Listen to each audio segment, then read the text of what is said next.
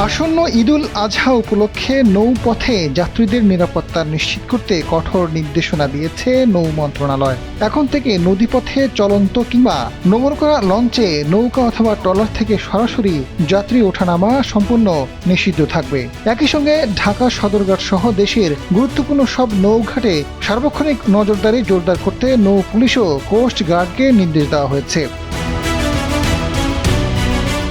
মন্ত্রণালয়ের সিদ্ধান্ত অনুযায়ী সদরঘাট এলাকায় স্থাপিত সিসি ক্যামেরা কন্ট্রোল রুমের মাধ্যমে সার্বক্ষণিক পরিস্থিতি মনিটরিং করা হবে। কোনো লঞ্চ এই নিয়ম অমান্য করলে তাৎক্ষণিকভাবে সেটির যাত্রা বাতিল সহ মোবাইল কোর্টের মাধ্যমে আইনগত ব্যবস্থা নেওয়া হবে। নৌকা ও ট্রলার থেকে যাত্রী ওঠানামা কেবল BIWT এর নবনির্মিত নির্ধারিত ট্রলার ঘাটেই করা যাবে এবং এই নতুন ঘাট সম্পর্কে ট্রলার চালকদের সচেতন করতে ব্যাপক প্রচারণা চালানো হবে।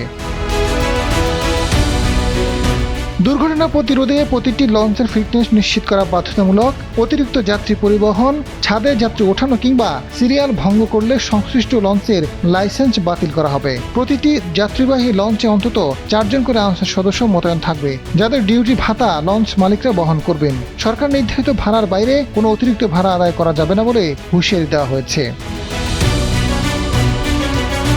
আজাদ ফারুক, সময়ের আলো।